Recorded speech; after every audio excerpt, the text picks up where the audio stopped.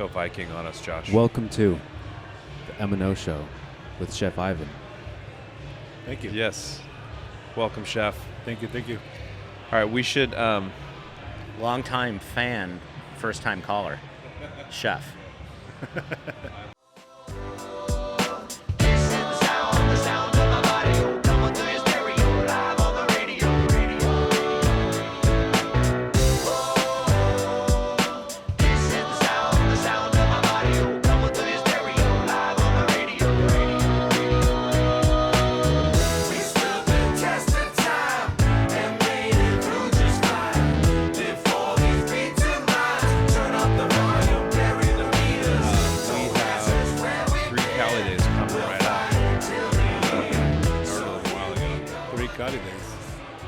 What I've learned very quickly being here is that everything goes good with Cali Day because it's your favorite beer. Is that right? Yes. Ian. Yes. Thank you, sir. Thank you, man. Tres Calides. Tres For the Cali tres Days. amigos. Cali Dios. Cheers. Cheers.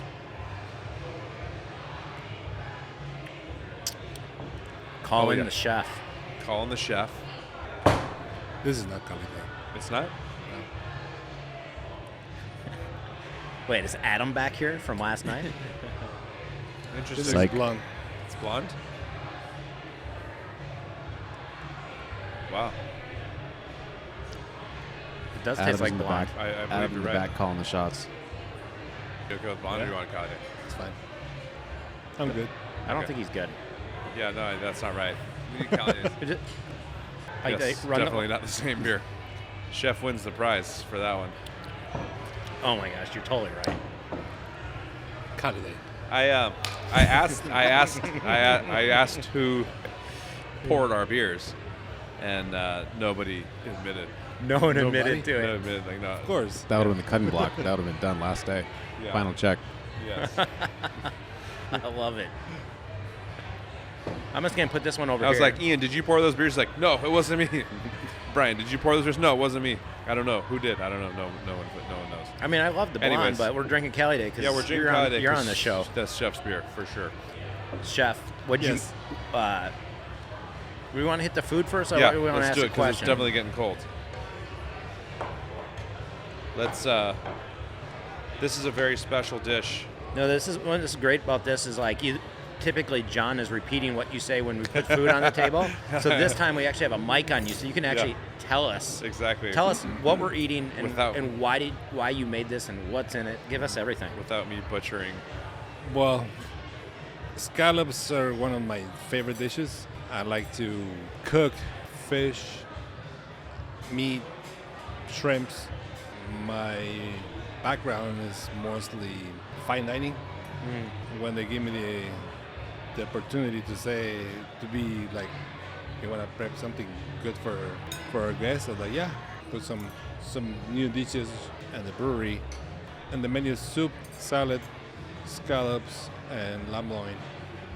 And then we're gonna do some sorbet. You call it It's gonna be a Lima sorbet. Lima sorbet. Bourbon vanilla ice cream. Bourbon vanilla ice cream for dessert. Oh wow! and So what sauce is on this? so we have the romesco sauce and green pea mousse. It's a mousse.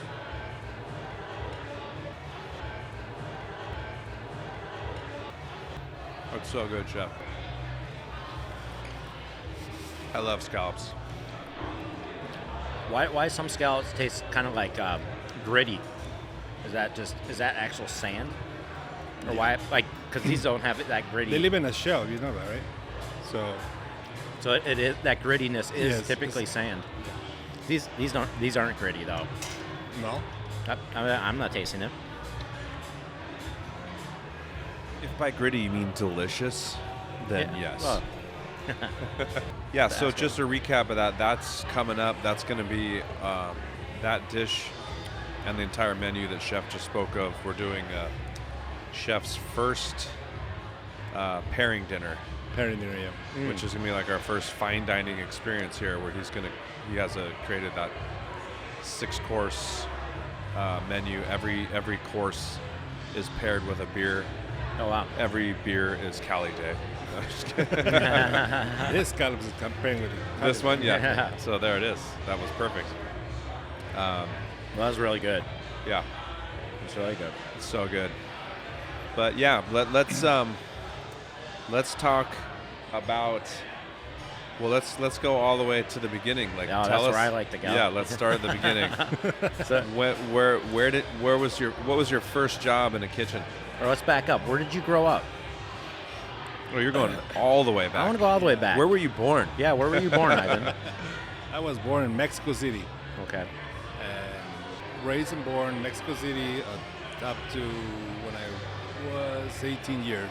I was there for a few months. Obviously, I didn't like Texas. You didn't like Texas. No, and went back to Mexico City, and one of my other cousins from Santa Barbara, they invited me to visit them. So I came to Santa Barbara, and I love it. When you were in Mexico City, up until 18, did you start working or cooking Yeah, back then? yeah. I was helping my mom, obviously cooking, and my grandpa used to have this like a carnitas spot every Sunday, so I will help him out, Oh, wow. and that's where So my- what does that mean? What do you mean carnitas spot on Sunday? It was like a business? It was a business for him. Yeah. He will do carnitas every Sunday, 10 in the morning. He will start selling carnitas. Where would you sell them at? There in the house. Oh, right from the house. In the house, yeah. Oh, wow. That's crazy. And they will sell all. And sell till it's gone. Yep. Yeah.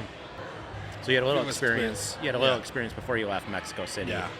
And then you moved to Santa Barbara. Santa Barbara. Then I started working as a dishwasher, obviously from the bottom.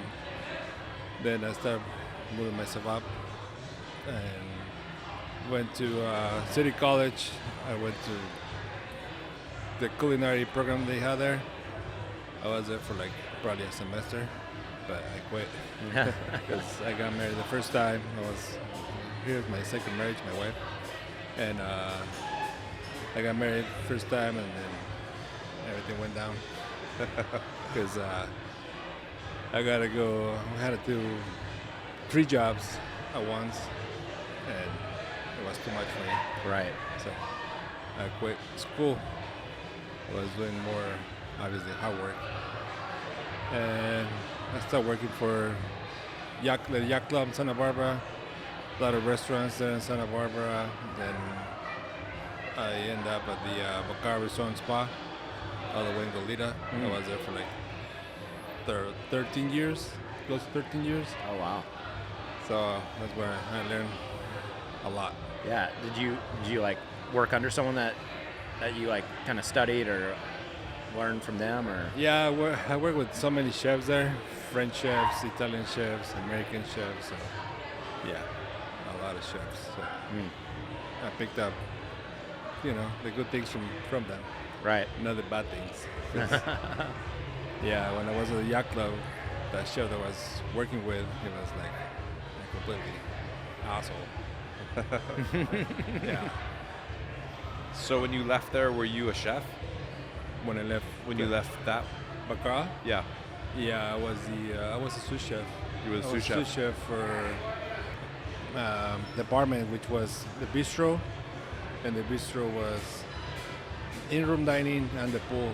So that was a big monster for the resort. Yeah. That was the probably the main lawn of the resort. Yeah. It was pumping obviously money. Right. They were doing probably like close to, I'll say 10 million Wow. a year. So That's crazy. yeah, And then you left. So you left. You made it to sous chef there, I made it to sous chef there. and then you went where? I met this other chef that's my friend, and he's working right now for SpaceX. His name is Chris Turano. I met him there, and then he moved from Bacara. He went to the North Hollywood. He went to the Garland Hotel, and he invited me to be his executive sous chef. So I went there. I was there for like a year, Then my wife and myself decided to move to Texas again. Again. And Same city? no, different city. Okay. We went to Houston. Houston, that time. Houston. Then What city did you go to the first time you went? far, Texas. Okay. That's where my uncle lives still. Okay. So you went to Houston. How long did that last? I was there for like 10 months. Okay. 10 months. You didn't like Texas again. I didn't like it. Well, I was doing all right, but my kids were getting sick every weekend. My wife was getting sick. Oh. And then I was like, we gotta move. We're gonna move back to California. All right. And I'm like, okay. And then I know she got in contact with Chris Toronto again. And he contacted me saying, hey, I have a position open for if you want. So I came back to the Sunset Marquis Hotel in West Hollywood. Yeah. And that's why I came back to California. And from there, I was there for like 2 years. And then I worked for Danny Trejo.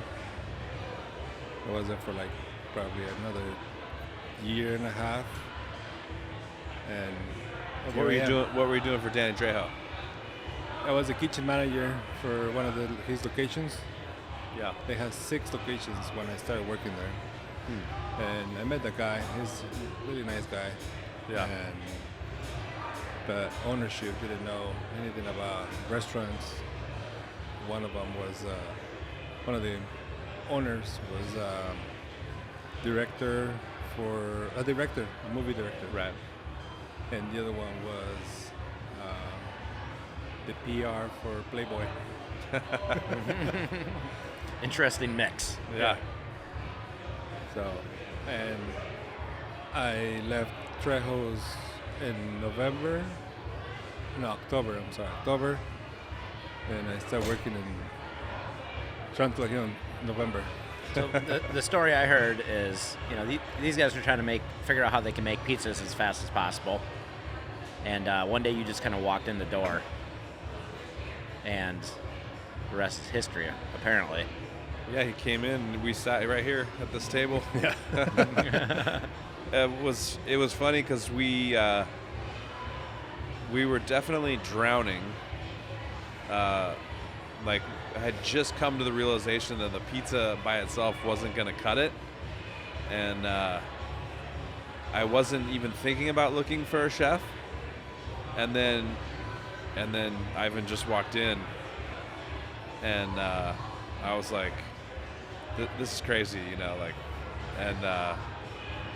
then I was just trying to find a way to make it work where, to integrate, chef into the kitchen there, and I was just worried about, everyone at that time. It was like everyone in the kitchen was like, "I want to be the chef. I want to be the chef. I want to be the chef." So everyone was telling me because we were like, we need to figure something out. Right. And then, and I didn't know how it was going to go down with chef coming in there. And so I was like, let's just slow play this and see what happens. And then he walked in and just clearly everyone in there was like, oh yeah, he's the chef. Just the way he presented himself, right. and obviously his knowledge and experience in the kitchen, wherever he just kind of went in there and took over. And people just kind of recognized. Yeah. Better recognize. Yeah, better recognize. That's right. When you came in, like what was the story from your side? I mean, what were you looking at? You came into this kitchen. I'm guessing this kitchen is not the type of kitchen that you're used to coming into, right? Was it set up the right way that you're used to? No. Was like the staff, the type of staff for the that amount you're that used to? how we managed to do business right now? Right. It wasn't set up right. Yeah. Yeah. So We just, again, we went like the best thing, kind of like,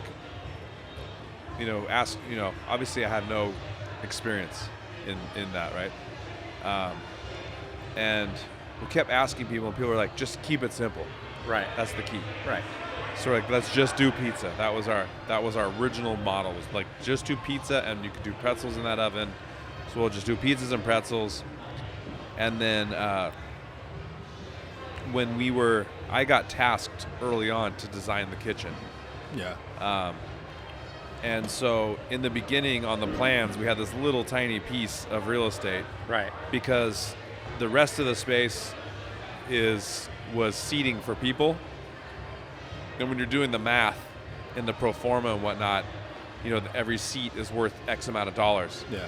So I had to fight every piece of extra real estate I took out of the dining area to add more kitchen. Right. Was lowering that number, The seat basically. count. Yeah. So we were, it was like me against everybody else fighting to get the kitchen bigger. And the kitchen designer and me were like, looking at it like, there's no way we can make this work. But that kitchen was literally designed for this dinner that you're about to do. Yeah. It's basically a basic version. It's like one of every basic thing that you need. So it wasn't designed for any particular menu. It was just, it's like, one convection oven, one grill top, one, stove top, one fryer. It was just like a very basic. It's basically probably like if you went onto like a cooking show. Right. Like they just give you like one of everything, but like. So I guess the question I have then is like, Chef, how did you make that work? Yeah. Or how are you making it work? Because it sure seems on this side of the table, it works. Yeah. That's why I call it a miracle kitchen. The miracle kitchen. Well, he had to design the menu around what's in there. Yeah. So that was the first like very creative aspect of what he had to do. And the only thing that we've been able to figure out so far was to add another fryer, and it was like And the pantry. and then adding the pantry, And exactly. Yeah. Which a couple thousand more. Yeah. $10,000s of dollars. Yeah. Right. Yeah. On profit. Yeah. Yeah. So, and there's a station where we make our own dough. So that takes up space, but not all the time. Obviously, we're not making dough all the time. So, and then also the ice cream factory's in there. Right. Just throw a little ice cream factory in the kitchen. Into the mix, right? But obviously, we're only doing ice cream production a couple days a week. Yeah, and it's basically built. Everything. I didn't learn the importance of the hood until after. Like we have the hood is the hood, and like everything that creates heat has to be under the hood. We have a tiny hood. For how big this operation is, it's like, it's just a tiny hood. Like the pizza oven is able to be, on its own, not under the hood, but. Yeah. Sucks when you got a big building and a little hood, huh? Yeah, that's a problem. Yeah. That's a problem. So yeah, but So you guys have been able to figure out how to make it work, because I'm again like at the table I can't tell that there's restrictions. It seems like, oh wow, this is interesting. Oh, this is good. I've obviously had a lot of the food now, but it's always interesting, unique, yeah, tasty. Makes you want to come back. Yeah. What do you, for you personally, what's your favorite stuff to cook? Like, where do you kind of geek out? You already or tasted it. nerd out. It's that's what you like, cooking like. That's my background.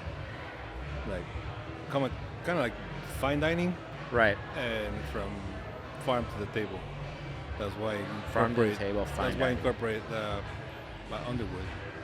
Okay. Underwood Farms. Yeah. So to you like the honor Underwood them. piece, be able to Yeah. collaborate with them. I like to work with local stuff, local produce. If we can, farms, like obviously Underwood, and everything fresh. Do you Yeah. cook at home? Oh yeah.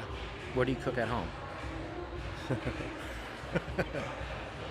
PB&J for my kids. Mac and Frozen cheese. waffles. No, we actually make waffles from scratch. Oh, you Same do? as here, See? yeah. Okay. Yeah. All right. Yeah. Yeah, and I think another thing that's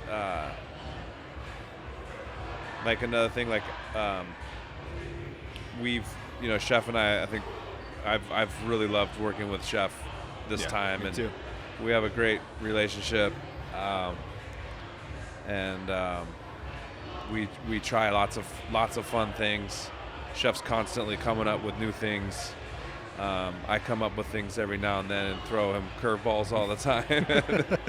And or sometimes he'll just randomly make something like, oh, that's got to be on the menu, like that, like the That sandwich we that had tonight. sandwich we had. Like, that was so good. Like, oh shit, Yeah. like Chef, that's coming on the menu. He's like, ah.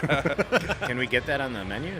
Which one? The sandwich that we had That tonight. the Carolina Gold. Yeah, it will be in the special menu. Oh. Yeah. So he's always doing fun things on the specials. Yeah, it's a lot of fun. We have a lot of fun. But obviously everything is.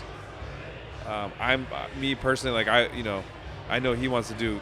He would do things differently if we could. I would do things differently. Right. But we have to be super cognizant of the fact that like we have limitations. Yeah. The fact that we have like limited fryer space is Right. like it's an issue, and we can't tax the fryers. Like sometimes we're like, oh, we should do this, but it would just be another thing going in the fryer, which would like the kitchen could potentially melt down. So Yeah, one of the things I've seen with a lot of businesses is when you have constraints and it forces you to be creative. yeah, Yeah. Where Yeah. you don't have constraints and are not forced to be creative, some people just don't get creative. yeah. Yeah, and it Some seems- people can't because they're not creative people. Yeah, but Yeah. I think sometimes being creative is a muscle and it's Yeah. a craft, Yeah. right? And so having constraints and having to figure them out Yeah. builds that muscle. Yeah. So it allows you to be more and more creative. And I think working in an environment where you have to figure Yeah. things out like that, I think sometimes you come up with things, and sometimes you come up with things by accident. Yeah. Happy mistakes, Yep. right? Yeah, and I think like Chef has a very distinct style. We just tasted that, but his style is in all the other stuff as well. So it's basically our menu is basically his style Right. combined with the constraints of that kitchen to Yep. be creative, and that's what makes up our menu. That's exactly what it is. Yeah. It's like you wouldn't think that would have such an impact on it, but it really does, and it definitely forces him to be creative. And then it's crazy because another thing too that we always run into is that we use how many vendors would you say that we're using just for the kitchen? I mean, how many? I would say 7 or 8. It's more. It's got to be more than that. Yeah, It's a lot. We use a lot, and it's because Chef doesn't make sacrifices. Like, if you use a vendor and they carry a product, but it's not the product that's the quality that he wants or whatever, then he'll find another vendor. Yeah, he's juggling a lot of stuff to make sure that we have the stuff that we want, and then also, and I guess where I say it's more than 7 is because you're probably not including like there's all of like the Underwood Farms, and these like kind of direct. We're buying direct from those people, whatever, and getting specifically things that they have, or whatever, and incorporating them into the menu, which also has a big influence on like what the menu is like based on what can we get locally. Anything, Chef, in the future you're thinking about that you'd like to add to the menu? Things you want to explore? maybe something smoked. Something smoked. Yeah. We're working on. We're working on developing the back parking lot into a more usable space and putting the smoker out there so we can smoke meats and whatnot. Another thing that Chef does that's amazing, creative on a creative level, is that he's constantly incorporating the beer. I was into just thinking the that with the food. smoked meats would be Yeah. good. Would go really good with the beer, right? Yeah, exactly. Yeah, there's the beer is in a lot of our food. Yeah. So that, and like we said, like Chef's favorite beer is Cali Day. So Cali Day. If it's I not think- Cali Day, I don't want it. Yeah. No, and I think there's I think they just like to keep a bunch of Cali Day over in the kitchen so they can drink it or whatever, and so it ends up in the food all the time. By accident. Yeah. There's always beer over there in the kitchen. Yeah. That's awesome. And we're getting our liquor license soon, so that'll be fun to start cooking with some tequila too. Tequila? And some mezcal. Yeah. Yeah.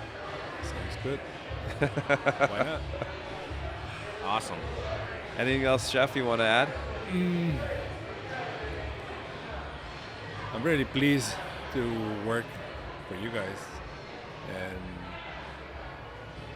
me and my family are really happy to be here, and I mean, it's an honor to be working for Tarantula Hill, for you guys. Thank you. Thank you. Likewise. You know, it doesn't sound like you work for them. It sounds like you work with them. Yeah. Yeah. It definitely is. Cheers. Cheers. Thank you. Thanks for feeding us all the time.